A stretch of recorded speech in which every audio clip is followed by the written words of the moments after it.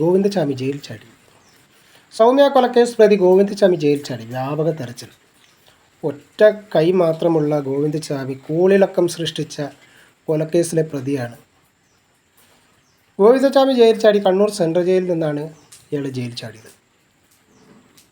Jail അധികൃതർ ഇന്ന് രാവിലെ സെല്ല് പരിശോധിച്ചപ്പോഴാണ് ഇയാളെ കാണാനില്ലെന്ന് മനസ്സിലായത്. 2011 ഫെബ്രുവരി 1 എറണാകുളത്ത് നിന്നും ഷൊർണൂരേക്ക് പോയ ട്രെയിനിലെ വനിതാ കമ്പാർട്ട്മെൻറ്റിൽ വെച്ചാണ് സൗമ്യ ആക്രമിക്കപ്പെട്ടത്. ഒരു സൗമ്യ എന്ന് പറയുന്ന പെൺകുട്ടിയെ തള്ളിയിട്ട് കൊലപ്പെടുത്തുകയായിരുന്നു. തള്ളിയിട്ട് ക്രൂരമായി പീഡിപ്പിച്ച് കൊലപ്പെടുത്തിയെന്നാണ് കേസ്.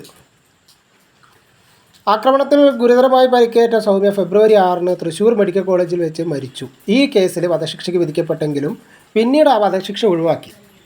ഗോവിന്ദചാമിയുടെ ശിക്ഷ ജീവപര്യന്തമായിട്ട് കുറച്ചിരുന്നു. ഇയാൾക്ക് ഒരു കൈ മാത്രമേ ഉള്ളൂ. ഈ ഒരു കൈയും വെച്ചിട്ടാണ് ഇയാൾ ജയിലിൽ ചാടിയത്. രാവിലെ സെല്ല് പരിശോധിക്കാൻ വന്ന വാർഡന്മാരുടെ ശ്രദ്ധയിലാണ് ഗോവിന്ദചാമിയെ കാണുന്നില്ല എന്നുള്ളത് കണ്ടെത്താൻ കഴിഞ്ഞത്.